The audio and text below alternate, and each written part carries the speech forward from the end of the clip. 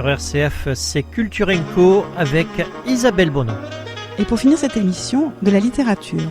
RJH Lascaux nous parle de son roman Les Voyages de Maxime Petit. Cette interview a été réalisée avant le confinement à la librairie Papier-Collé. RJH Lascaux, bonjour.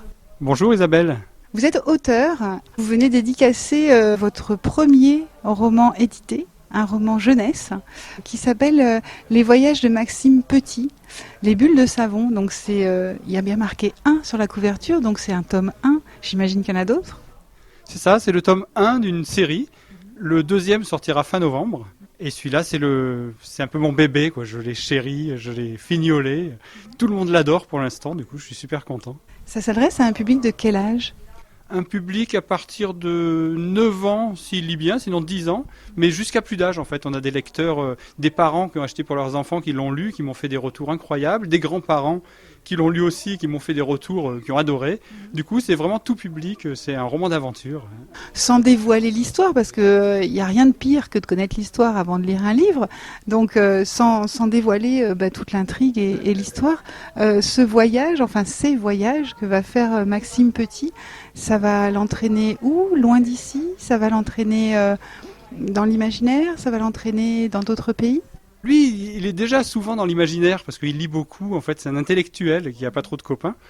Et là, cette histoire va l'entraîner aux États-Unis avec son copain Jacob, qui lui est plus dégourdi que lui, est moins introverti et plus bagarreur. Il le défend souvent. Ils vont se retrouver aux États-Unis pour partir dans une aventure qui va pas se dérouler vraiment comme ils l'espéraient. Ils vont avoir des galères. C'est vraiment plein d'aventures. Il y a un rythme incroyable. Voilà, ils seront aux États-Unis pour ce premier tome.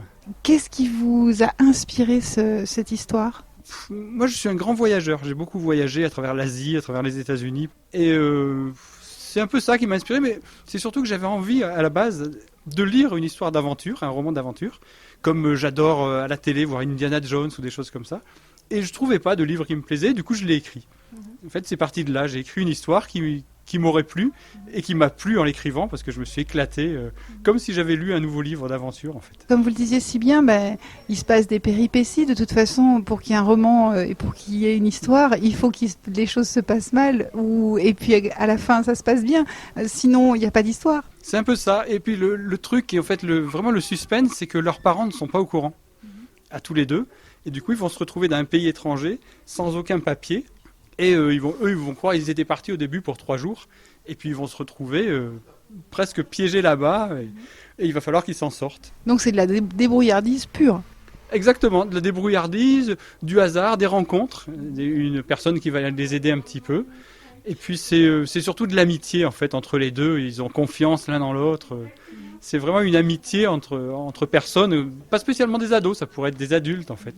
Donc des hasards, des rencontres, c'est quoi ? C'est l'histoire de la vie en fait ? C'est un peu l'histoire de la vie. D'ailleurs, c'est un roman, je dis, d'aventure un petit peu fantastique, parce qu'il y a juste une petite part de fantastique. Tout le reste, ça pourrait vraiment arriver à tout le monde. Vous êtes raphaélois, donc en dehors de l'écriture, puisque c'est votre premier roman édité, qu'est-ce que vous faites pour occuper votre temps ? Je suis intermittent du spectacle, je suis musicien, je suis guitariste-chanteur. J'ai un duo, on fait des reprises de Brel, Barbara, Brassens. En ce moment, c'est un peu bloqué parce que les concerts ont été annulés. Et sinon, je travaille aussi pour la télévision, je fais du relevé de texte pour les sous-titres. Je fais beaucoup de figuration pour boucler mes dates parce que tous les intermittents sont dans cette situation, des petits rôles, des silhouettes. Par contre, c'est vrai que le confinement de l'écriture, c'est quelque chose qui est habituel. Quand on prend sa plume, on s'enferme dans sa bulle. C'est ça. Moi, en fait, j'écris de 4h du matin à 8h. C'est vraiment mon heure. Je me lève à 4h exprès pour écrire. J'ai plein d'idées. J'ai encore été brouillé par rien. Il n'y a aucun bruit. Tout le monde dort. Et j'adore ce moment-là où tout le monde dort, justement. Et dès que le bruit commence, que la lumière commence à apparaître, le soleil se lève, là, je suis moins inspiré. Du coup, j'attaque ma journée normale. Alors, qu'est-ce qui fait que il faut lire Les Voyages de Maxime Petit ? Alors, dites-moi. Il faut le lire parce que ça fait du bien. On s'évade. Pendant tout le temps de la lecture, on ne peut plus s'arrêter de lire. C'est très addictif, en fait. J'ai fait des chapitres très courts. J'ai enlevé tout ce qui me déplaît, moi, quand je lis un livre. C'est-à-dire toutes les longueurs, tous les trucs qu'on a envie de zapper la fin d'un chapitre parce que c'était trop long. J'ai enlevé tout ça. Je l'ai relu, refait lire à des amis. Et j'ai enlevé tout ce qui était barbant. Du coup, c'est un roman vraiment ultra plaisant. C'est comme un film d'aventure. Quand on est plongé dedans, on est captivé, en fait. Eh ben, écoutez, on va se laisser captiver par ce roman que vous présentez ici, à Draguignan. Donc, R.J.H. Lascaux, Les voyages de Maxime Petit, les bulles de savon. Donc, c'est le tome 1. Juste pour moi, il va partir où en novembre?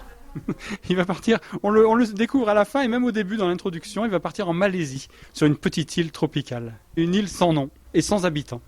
Une île sans nom et sans habitants. Bah écoutez, ça nous fait un livre à lire en attendant la sortie du deuxième. Merci beaucoup R.J.H. Lascaux, et vous m'avez interdit de dire votre prénom, donc je ne le dirai pas. Merci à vous pour tout et pour votre sympathie. Merci. Le tome 2 des voyages de Maxime Petit sort cette semaine et vous pourrez le commander dans votre librairie préférée. Prenez soin de vous, cultivez-vous.